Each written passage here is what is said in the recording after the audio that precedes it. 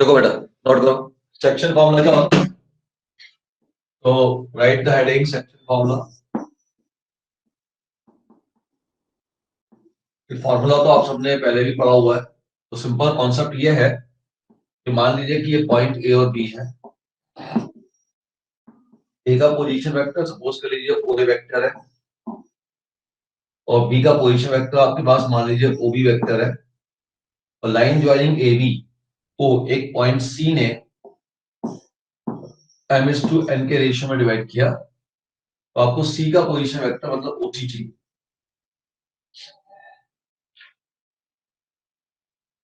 ठीक है।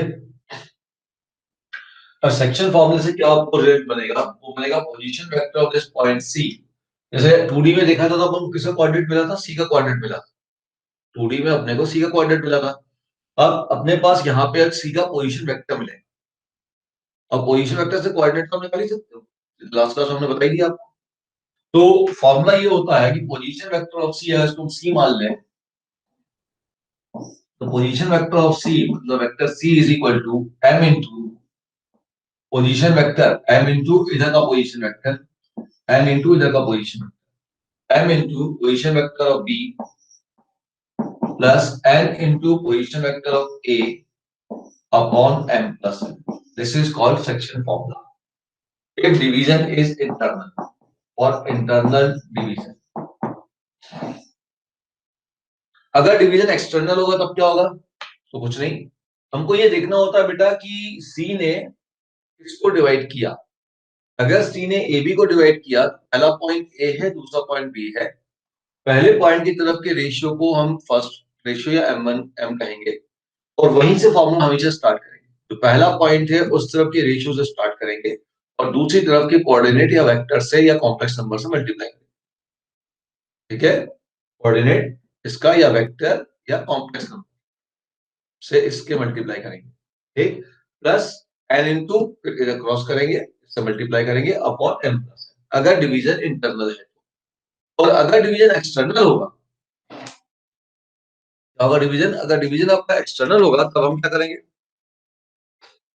अगर बेटा डिवीजन एक्सटर्नल होगा तो हम यहाँ पे ऊपर नीचे माइनस लगा। ठीक है, ऊपर नीचे क्या लगा देंगे बेटा? माइनस लगा देंगे। ये बेसिक सेक्शन फॉर्मूला है। ध्यान दीजिएगा कि अगर इसी बात को मैं थोड़ा रिवर्स कहूं, मैं ऐसा कहूंगा कि यदि आपको m B plus N a upon M plus n, मतलब इस वेक्टर के साथ जो नंबर मिल रहा है और इसके साथ जो नंबर मिल रहा है, अगर उन नंबर का सब नीचे मिल जाता है, अब ये माइनस में हटा दे रहा हूं। अब मान लीजिए कि अगर आपके पास इस प्रकार की कोई क्वांटिटी मिल जाती है, m into B plus N into A upon M plus N, ऐसी कोई भी क्वांटिटी मिल जाती है, इसका मतलब ये होगा कि ये जो क्वांटिटी होगी ये ए बी लाइन ज्वाइनिंग को m/n के रेशियो में डिवाइड करेगी। ठीक, अगर कोई कभी बोले कि साहब मान लो ऐसा आ गया कि साहब 2a plus 3b upon 2 plus 3, तो ये एक उस पॉइंट का पोजीशन वेक्टर होगा, ये उस पॉइंट का पोजीशन वेक्टर होगा। ठीक है,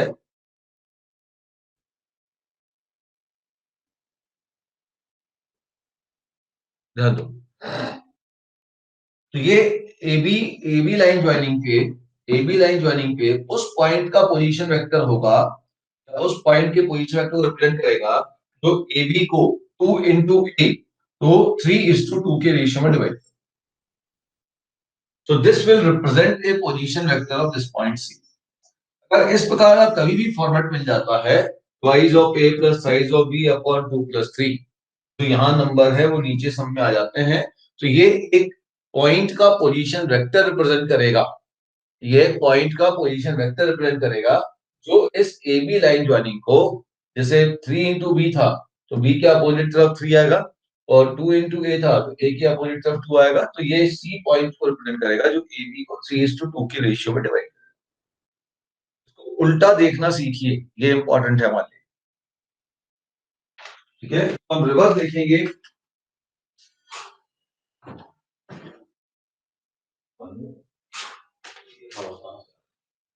ठीक है, क्लियर होगी बात? सिंपल सी ये बात है अपने सेक्शन फॉर्मूले के अंदर। चलिए अब हम थोड़ा ध्यान से देखें, दूसरी बात पे ध्यान दें। अब अगर इसको मैं क्रॉस मल्टीप्लाई कर देता हूं तो मुझे क्या मिल जाएगा, ध्यान दो।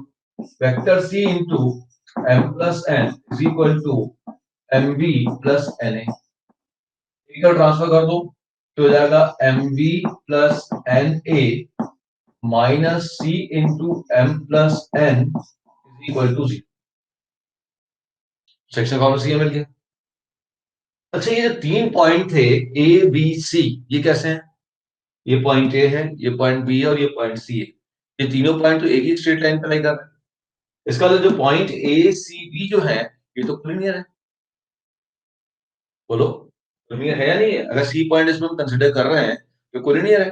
तो अगर ए सी बी कोलिनियर है, ठीक है, तो अपने पास 3 ए बी सी अगर कोलिनियर है तो इनके 3 स्केल, इनके पोजीशन वेक्टर क्या है? A b and c, vector a vector b and vector c. तो उनके पोजीशन वेक्टर के साथ कोई स्केलर मल्टीप्लिकेशन में जरूर आएगा, एम एन और minus of m plus n. अब ये जो स्केलर होगा इसमें रिलेशन क्या होगा, ध्यान से देखिए। तो सम ऑफ स्केलर अगर मैं निकालूंगा, सम ऑफ स्केलर अगर मैं निकालता हूं तो देखिए क्या आ गया, m plus N minus of m plus N, तो ऑटोमेटिकली। तो in general what we can say, if 3 point, note करिएगा, point A B C are collinear, अगर 3 पॉइंट कोलिनियर होंगे, 3 पॉइंट्स कोलिनियर होंगे, पिछले बार हमने कहा था 2 वेक्टर कोलिनियर होंगे तो एक वेक्टर दूसरे का स्केलर मल्टीपल होगा। 2 वेक्टर अगर कोलिनियर होंगे तो एक वेक्टर दूसरे वेक्टर का स्केलर मल्टीपल होता है, वो वेक्टर कोलिनियरिटी की बात है। ये 3 पॉइंट अगर कोलिनियर हैं तो आपको 3 स्केलर ऐसे जरूर मिलेंगे जिनको इससे, इनके पोजीशन वेक्टर से मल्टीप्लाई करके सम करूंगा तो 0 बनेगा, प्रोवाइडेड उनके स्केलर का सम भी 0। मान लीजिए स्केलर मेरे पास x है तो मेरे पास 3 स्केलर ऐसे जरूर मिलेंगे, xa plus y b plus z c equal to 0 होगा, और यहाँ पे x plus y plus z b. This is the condition of collinearity for a position vector. ये बेटा पोजीशन वेक्टर की कोलिनियरिटी की कंडीशन होती है, ठीक है। एक वेक्टर दूसरे का स्केलर मल्टीपल है, वो किसकी होती है? वो होती है वेक्टर की कोलिनियरिटी की पोजीशन कंडीशंस। उसी प्रकार से, ये पहला नोट ध्यान रखिएगा, दूसरा नोट ध्यान दीजिएगा। उसी प्रकार से अगर 4 पॉइंट हो जाएंगे तो कोप्लेनर होंगे। if 4 points are coplanar A B C D, 4 points अगर कोप्लेनर है, और coplanar A B C D और कोप्लेनर, if पॉइंट्स ऐसा लिखते हैं, पॉइंट्स, तो ये दिमाग में हमेशा रहे कि हम बात कर रहे हैं पोजीशन। अगर ये 4 पॉइंट्स कोप्लेनर होंगे तो हमारे पास 4 ऐसे स्केलर जरूर मिलेंगे जिनको अगर मैं इनके वेक्टर से मल्टीप्लाई करूंगा, y b plus z c plus lambda d equal to 0, provided plus y plus z plus lambda u. These are condition of colinarity of 3 points या 3 position vector. This is the condition of coplanarity of 4 points और 4 position vector. इस प्रकार का relation true होगा। ज्यादातर calculation करते समय, जब हम नॉर्मल कैलकुलेशन करते हैं ना, तो इन पॉइंट से हम क्या करते हैं, वेक्टर बना देते हैं। ये ऑलरेडी हम यूज कर चुके हैं। 3 पॉइंट से हमने 2 वेक्टर बना लिए, ए बी बना दिया, ए सी बना लिया, और एक वेक्टर को दूसरे वेक्टर के स्केलर मल्टीपल में ले लिया। लेकिन बहुत से थ्योरेटिकल क्वेश्चन के अंदर इन कंडीशंस का यूज करना, ठीक है। इतनी बात समझ में आ गई? चलिए अब एक क्वेश्चन देखते हैं। अब यहाँ पे एक चीज समझ लीजिए, सेंट्रॉइड क्या होता है भाई, सेंट्रॉइड कैसे निकलता है, सेंट्रॉइड ऑफ ट्रायंगल कैसे निकालोगे? ये पूरा का पूरा सेक्शन फॉर्मूला बेस्ड है, नोट डाउन कर लीजिए, मेन मेन बात है। अब हम थोड़ा सा एक बार सेंट्रॉइड के बारे में थोड़ा बता दें, फिर एक क्वेश्चन देखते हैं। Centroid, centroid of triangle. अगर किसी ट्रायंगल का हम सेंट्रॉइड निकाल रहे हैं, ये अगर मान लीजिए ट्रायंगल है एबीसी, ए बी सी, का पोजीशन वेक्टर ए है, बी का पोजीशन वेक्टर बी है और सी का पोजीशन वेक्टर सी है। तो सेंट्रॉइड आप सभी जानते हो मीडियन को 2:1 के रेशियो में डिवाइड करता है, और डी आपका मिड पॉइंट है, और डी मिड पॉइंट है तो ये 1:1 के रेशियो में डिवाइड करेगा। तो जैसे 1:1 के रेशियो में डिवाइड करेगा तो डी का पोजीशन वेक्टर तो अपने आप हो गया 1 into c plus 1 into b, 1 into c plus 1 into b upon 1 plus 1, D का पोजीशन वेक्टर मिल गया। अब देखो जी ने इसको 2:1 के रेशियो में डिवाइड किया, डी का पोजीशन वेक्टर मालूम है, इसका ही मालूम है। अब क्या होगा 2 into दिस, है ना। अब जी का पोजीशन वेक्टर क्या होगा, जी का पोजीशन वेक्टर मैं यहां लिख देता हूं, जी का पोजीशन वेक्टर आपके पास हो जाएगा 2 into position vector of this quantity 2 into this, तो ये हो जाएगा c plus b by 2 plus 1 into इधर क्रॉस कर लो a अपॉन रेशियो क्या है 2 plus 1 का जो पोजीशन वेक्टर आ गया वो आपके पास आ गया, ध्यान से देखिए 2 से 2 कैंसिल, वो आ गया a plus b plus c by, तो बेसिक ज्योमेट्री होती है 2D की सेम यहाँ पे भी लगेगी। अगर मान लो हमारे पास डी ई और एफ मिड पॉइंट हो गए, डी ई और एफ अगर मिड पॉइंट है तो बेटा डी ई एफ का जो सेंट्रॉइड होगा, जो एबीसी का सेंट्रॉइड होगा वो सेम साइड को इसने सेम रेशियो में डिवाइड किया है, सभी साइड को, तो सेंट्रॉइड सबके सेम हो जाएंगे।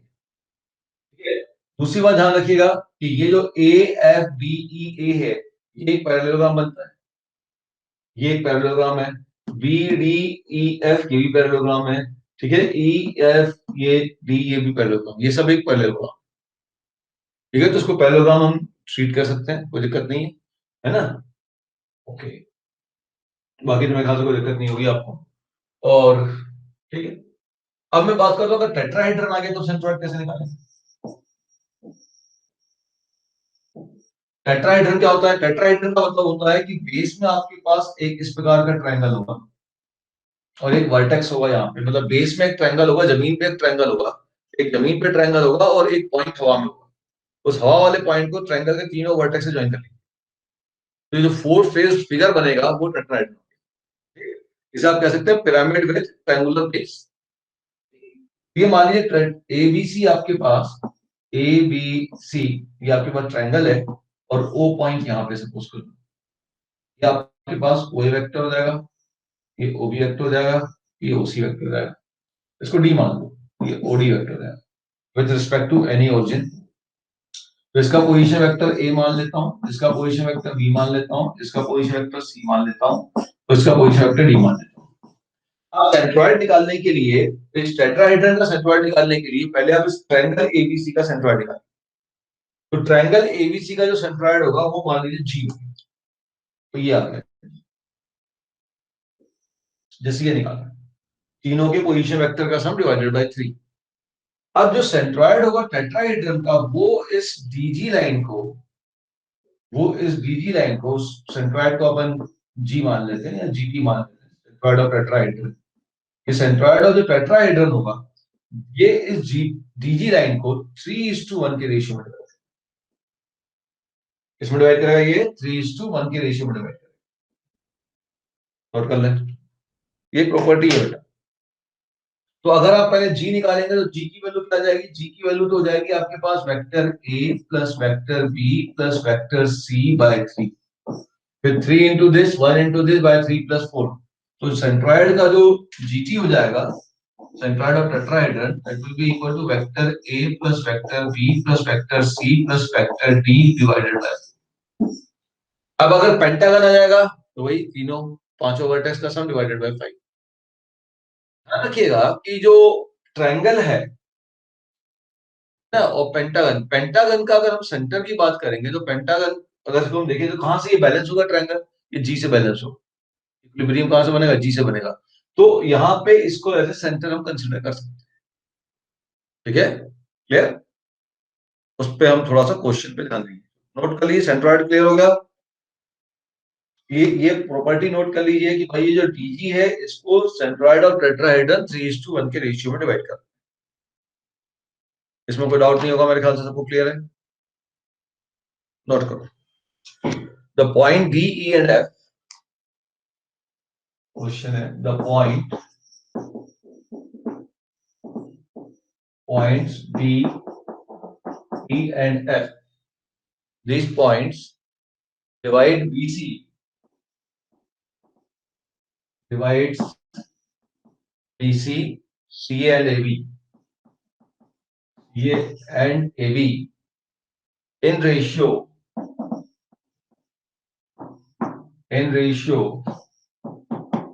1:4, 3:2, 3:2 and 3:7. These point divide BC, CA and AB in ratio this of triangle ABC. ठीक है, ओके आगे देखें। फिर वो कह रहा है P divides AB in ratio, P divides AB in ratio 1:3. ठीक, then vector AB plus BE plus CF, BE plus CF, AB है AD है, AB दिख रहा है, is equal to option A CP vector, option B CP vector upon 5, option C twice CP vector upon 5, option D twice CP vector upon 3. क्या question, purely section formula based question है, just आपको section formula लगाना है, बहुत simple question है, section formula apply करिए, basic बातें note कर लीजिए, सब रिजल्ट्स मालूम होने चाहिए। वेक्टर थ्योरी में क्या है, थोड़ा सा आप 2-3 बार उसको 1-2 बार अच्छे से पढ़ लेंगे तो उसके रिजल्ट्स याद हो जाते हैं, क्योंकि ज्योमेट्री है, तो ज्योमेट्री तो आप 9-10 क्लास से पढ़ते ही आ रहे हैं भाई, ये सब ज्योमेट्री के रिजल्ट है, वेक्टर में आ रहे हैं, है तो ज्योमेट्री के रिजल्ट ना।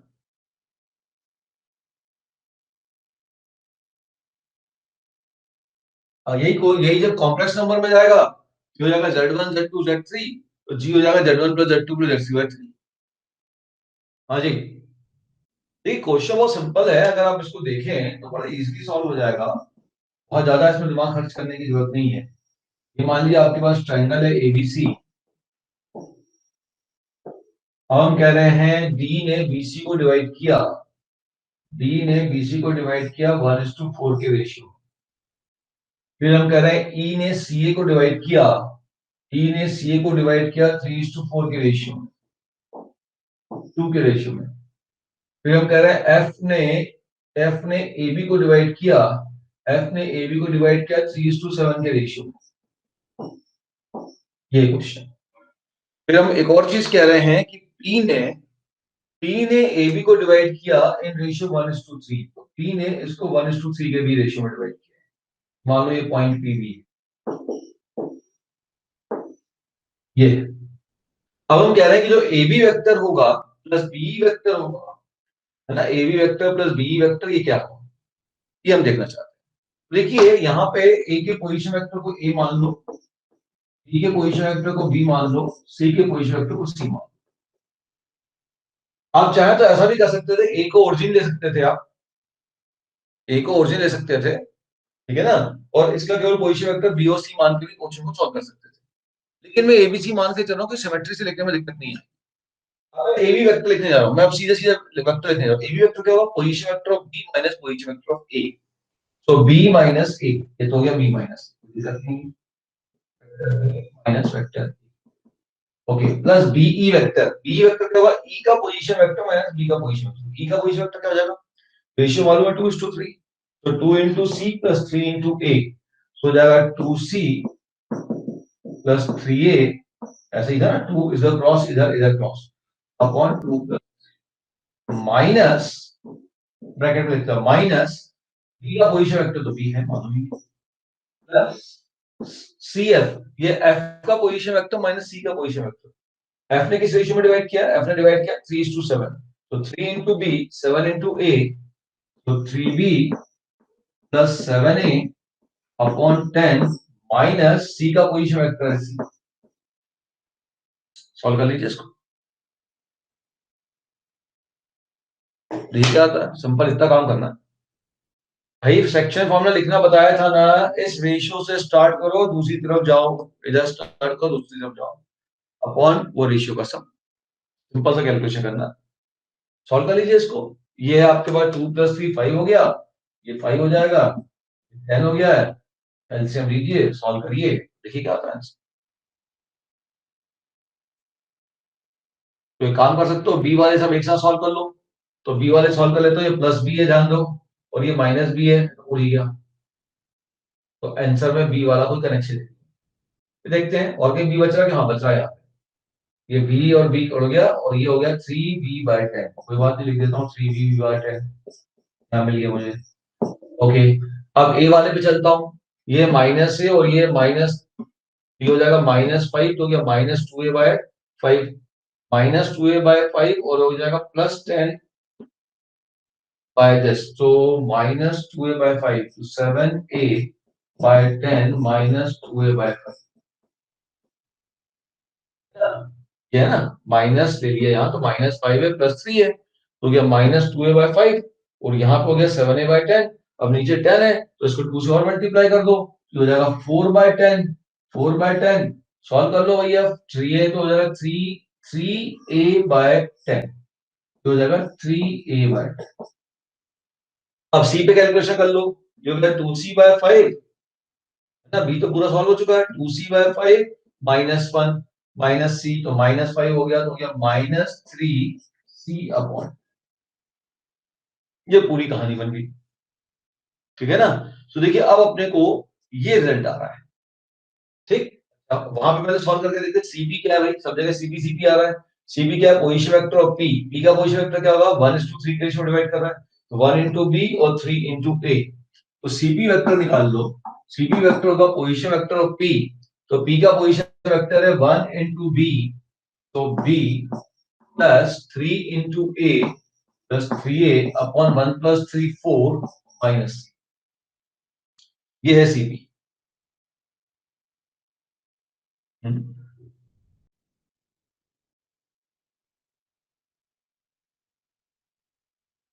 कुछ भी गड़बड़ हो रही क्या? ये मेरे ख्याल से एडी होना चाहिए, एडी होना चाहिए तब क्वेश्चन बनेगा। समझ गए, करेक्शन करके देखो, दिस मस्ट बी एडी, ये एडी होना चाहिए। अगर एडी होगा तब जाके क्वेश्चन बन पाएगा, अदरवाइज तो जो फॉर्मेट है वो नहीं आता। देखो क्या हो गया सॉल्यूशन, ये हो जाएगा position vector of D, D का पोजीशन वेक्टर कितना हो गया, 1 × सी 4 × बी, तो जाएगा c plus 4b/5 minus, solve करना आंसर, ये पूरा करेक्शन हो जाएगा, ऑर्डर चेंज हो जाएगा। ये पूरी कहानी बदल जाएगी आपकी। चाहो तो सबको अब बेस 10 बना लो, ये भी 10 है, ये 5 है, 5 है, सबको 10 बना के प्लस माइनस कर दो फटाफट, इसे कर लो। ठीक है, प्रोसीजर समझ में आ गया सभी को, क्या करना है, कैलकुलेशन करो, बताओ कौन सा ऑप्शन आ रहा है।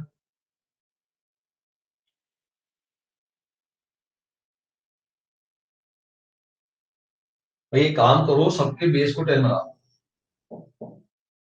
ठीक, अब चलो अब चालू हो जाओ। तो ये हो गया आपके पास 10 हो जाएगा, है ना। तो ये हो गया 5a -5a से कर दो, -5a/5, और ये कर दो -5b/5, 2 से और मल्टीप्लाई करके 2 से डिवाइड,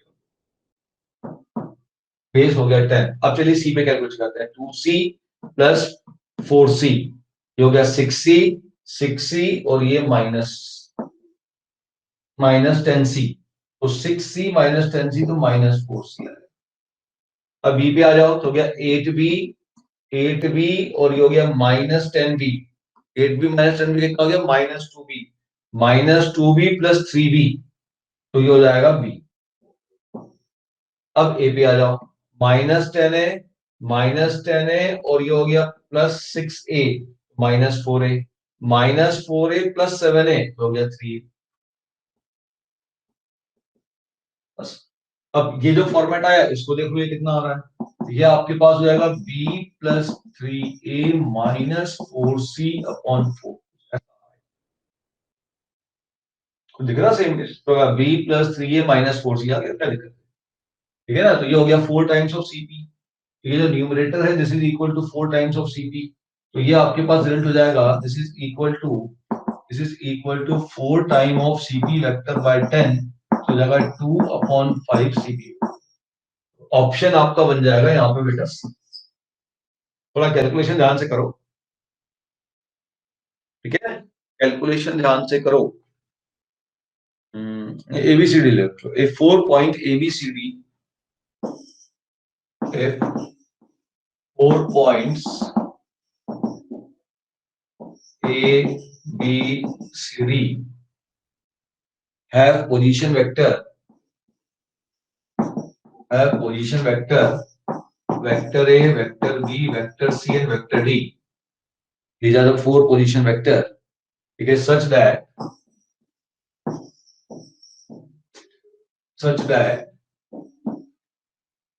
देखिए such that 3a minus 2b plus 5c minus 6b equal to 0, ठीक है, this is equal to 0 if 4 coplanar point है, 4 coplanar point, 4 coplanar point ABCD have position vector ABCD such that this is 0, then find ratio in which AC divide BD। आपको ratio निकालना है जिसमें AC BD को divide करना है। दोनों क्या है? बहुत बढ़िया क्वेश्चन है। 4 पॉइंट कोप्लेनर है ABCD और ये उसमें रिलेशन दिया हुआ है, चारों पॉइंट के कोप्लेनरिटी में ये रिलेशन दिया हुआ है, ठीक है। Find the ratio in which AC divide BD। ध्यान दीजिएगा, मैंने कुछ आपको अभी थोड़ी देर पहले थ्योरम दी थी, क्या कहा था, तो 4 कोप्लेनर पॉइंट होंगे और उनके पोजीशन वेक्टर के साथ अगर कोई स्केलर मल्टीप्लिकेशन में आगे सम हो रहा है, XA plus YB plus ZC plus lambda D था, तो वहां पे X plus Y plus Z plus lambda की वैल्यू 0 होगी थी। और देखिए बिल्कुल सेम चीज दी हुई, 3a minus 2b plus 5c minus 6d equal to 0 है, और क्योंकि चारों पॉइंट कोप्लेनर हैं तो इनका जो कोफिशिएंट का सम होगा 3 माइनस 2 प्लस 1, 5 माइनस 6 माइनस 1, पूरे का सम हो गया 0, ठीक है। ये क्वेश्चन उस थिंकिंग पर ही बेस्ड है, ठीक है। क्वेश्चन का फ्रेम करते समय ध्यान रखना है कि इनका जो सम होगा कोफिशिएंट का वो आपका 0 होना कंपलसरी है। अब हमने क्या पूछा है, हमने पूछा है रेशियो निकालो जिसमें AC ने BD को डिवाइड किया। सोचो क्या करना है, किस रेशियो में AC BD को डिवाइड कर रहा है ये अपने को पता है। तो हम ये पूछ रहे हैं बेटा किस रेशियो में AC BD को डिवाइड करता है। इसका मतलब हम करना क्या चाहते हैं, ये मान लो AC है, इसका पोजीशन वेक्टर A है और पोजीशन वेक्टर C है, और ये BD है, पोजीशन वेक्टर B और पोजीशन वेक्टर D है। मान लो दोनों ने इंटरसेक्ट किया पॉइंट B पे, तो हम ये पता करना चाह रहे हैं कि AC ने BD को किस रेशियो में डिवाइड। अच्छा, अगर AC ने BD को डिवाइड किया है, अगर AC ने BD को डिवाइड किया है तो ध्यान दीजिएगा ये जो पॉइंट P है ये आपके BD के बीच में आ रहा है, ये पॉइंट P इस BD को किसी ना किसी रेशियो में डिवाइड करेगा, ये पॉइंट P इस BD को किसी ना किसी रेशियो में डिवाइड करेगा। इसका मतलब पॉइंट P का जो पोजीशन वेक्टर होगा वो some scalar into D plus some scalar into B divided by sum of those scalar होना चाहिए, bisection formula m into B plus n into A upon m plus n होना चाहिए, तब वो पूरा रिजल्ट एक पॉइंट को रिप्रेजेंट करेगा जो AB लाइन पर लाई करता है।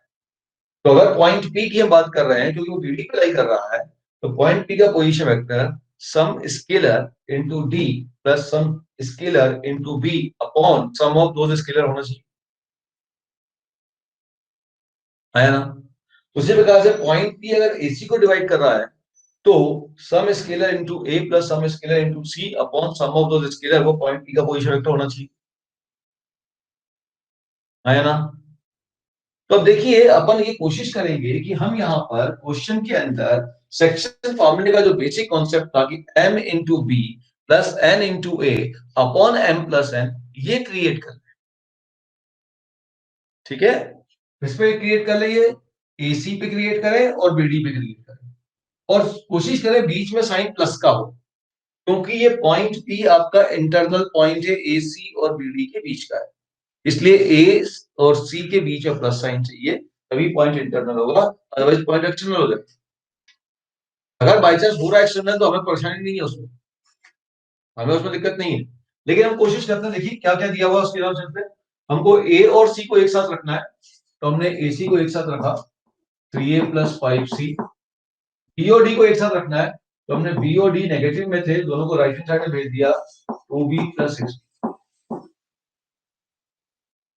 अब आप देखिए कि स्केलर 3 इंटू ए प्लस स्केलर 5 इंटू बी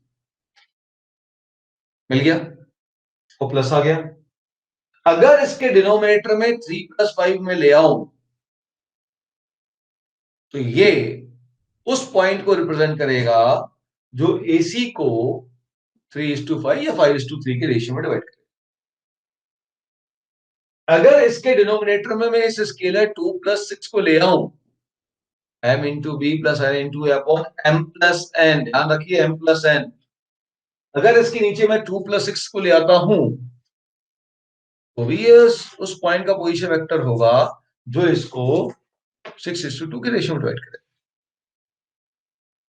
अच्छा, मुझे इसके डिनोमिनेटर में क्या लाना है, 2 प्लस 6, 2 प्लस 6 क्या होता है भाई 8, इसके डिनोमिनेटर में क्या लाना है 3 प्लस 5, क्या होता है 3 प्लस 5 वो भी 8, मतलब मुझे दोनों डिनोमिनेटर में 8 लाना है और बीच में इक्वल टू लगा है, इसको लाने में कौन सी वहां दिक्कत है, चुपचाप दोनों तरफ 8 से डिवाइड कर दो, so 3a plus 5c upon 8 is equal to 2b plus 6b upon 8। अब इसको लिख दो 3a प्लस 5c, समझा रहा हूं आपको, पूरे स्टेप लिख रहा हूं, upon 3 plus 5 is equal to 2b plus 6b upon 2 plus 6। बोलो, अरे बात समझ में आई,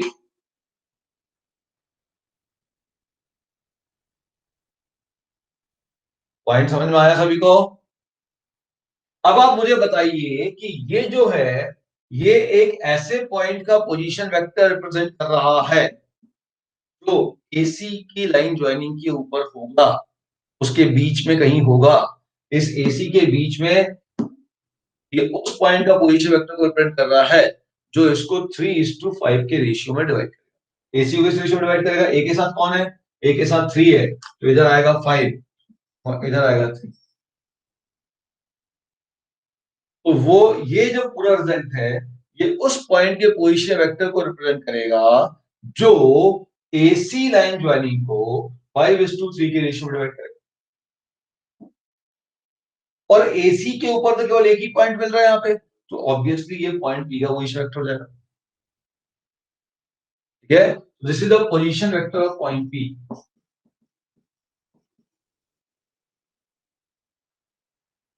अच्छा, मान लो कि ये पॉइंट पी नहीं है, मान लो ये पॉइंट पी नहीं है, ये पॉइंट क्यू है, ये position vector of point Q. अब बीडी पे आते हैं, 2 इंटू बी, तो 2 तो इस तरफ हो जाएगा, 6 इंटू डी तो 6 इस तरफ हो जाएगा। अब ये उस पॉइंट को रिप्रेजेंट कर रहा है, मान लो आर पॉइंट को रिप्रेजेंट कर रहा है जो जो क्या कर रहा है, जो बीडी को किस रेशियो में डिवाइड कर रहा है, 6:2 के रेशियो में डिवाइड कर रहा है। सपोज कर लो ये पॉइंट है आर। अब मैं कह रहा हूं कि क्यू का पोजीशन वेक्टर और आर का पोजीशन वेक्टर तो इक्वल है, अगर ये दोनों का पोजीशन वेक्टर इक्वल है मतलब दोनों पॉइंट कोइंसाइड करने चाहिए, और obviously they have to coincide at point p. तो एक प्रकार से देखा जाए तो ये जो होगा पॉइंट पी का पोजीशन वेक्टर देगा एसी के द्वारा, और ये जो रिजल्ट होगा ये उसी पॉइंट पी का पोजीशन वेक्टर मिल रहा है बीडी के। ठीक है, तो इसका मतलब both are position vector of point p. अब क्वेश्चन क्या था उस पर ये चीज क्लियर हो गई कि दोनों का पोजीशन वेक्टर सेम है, इसलिए दोनों पॉइंट कॉन्साइड करेंगे, और दोनों अब पी पे ही कॉन्साइड कर सकते हैं, किसी और पॉइंट पे तो इंटरसेक्ट कर ही नहीं दिए भाई, इसीलिए दोनों पॉइंट पी पर ही कॉन्साइड करेंगे। अब जो मैं कह रहा हूं उसको गौर कीजिए। अब मुझे बताइए एसी ने बीडी को किस रेशियो में डिवाइड किया? एसी ने बीडी को किस रेशियो में डिवाइड किया? एसी ने बीडी को किस रेशियो में डिवाइड किया? बोलिए, बताइए। मैं अगर ऑप्शन दे दूं तो ऑप्शन में लिख रहा हूं, ऑप्शन 2:6, बी 6:2, सी 3:5 और डी 5। बताइए एसी ने बीडी को किस रेशियो में डिवाइड किया?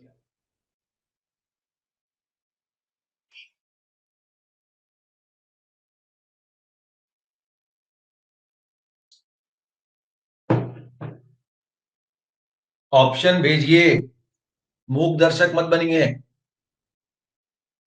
एसी ने बीडी को किस रेशियो में डिवाइड किया?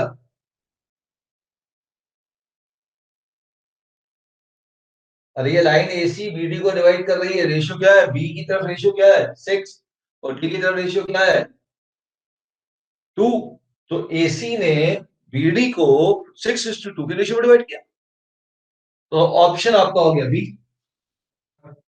अब यहीं पे मैंने क्वेश्चन ये पूछ दिया, बताओ बीडी डिवाइड एसी,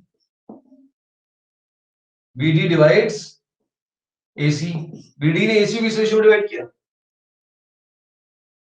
बीडी ने एसी को किस रेशियो में डिवाइड किया?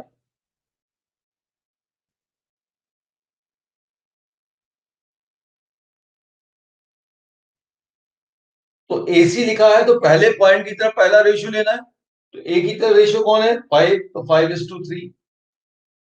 तो इसका इस केस का आंसर आ जाएगा डी। अच्छा, अब अगर मैंने पूछा बीडी डिवाइड्स सीए, बीडी ने सीए को इस रेशियो में डिवाइड किया। अब पहला पॉइंट कौन है बेटा? पहला पॉइंट है सी, तो सी की तरफ का रेशियो पहले लूंगा। बीडी ने सीए को इस रेशियो में डिवाइड किया, बीडी ने सीए को इस रेशियो में डिवाइड किया, तो पहला पॉइंट सी है तो लूंगा 3:5। तो इस केस में ऑप्शन हो जाएगा सी। समझ में आ गया रेशियो कैसे देखना है? ये क्वेश्चन क्लियर हुआ? बोलो।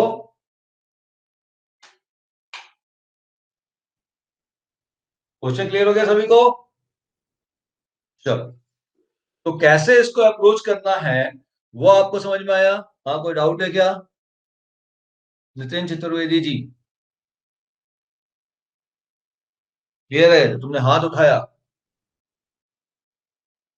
यहाँ मैसेज आ जाता तुमने जहां इधर उधर गड़बड़ की है ना, बॉडी मूवमेंट जहां होता है हाँ हाँ, हैंड रेस किया तो यहाँ पे बताता भी हैंड रेस कर रहा बच्चा, कौन कर रहा है उसका नाम भी बताता है। ठीक है, चलो, समझ में आया कैसे अप्रोच करना है? तो सबसे ब्यूटीफुल बात यह है कि अगर मेरे पास 3a + 5c इन ऐसा कोई रिलेशन बन जाता है, और अगर इसके नीचे में 3+5 ला पाया, तो अब ये जो पूरा रिजल्ट होगा ये एक किसी एक पॉइंट का पोजीशन वेक्टर होगा जो इस एसी लाइन ज्वाइनिंग को 3:5 या 5:3 के रेशियो में डिवाइड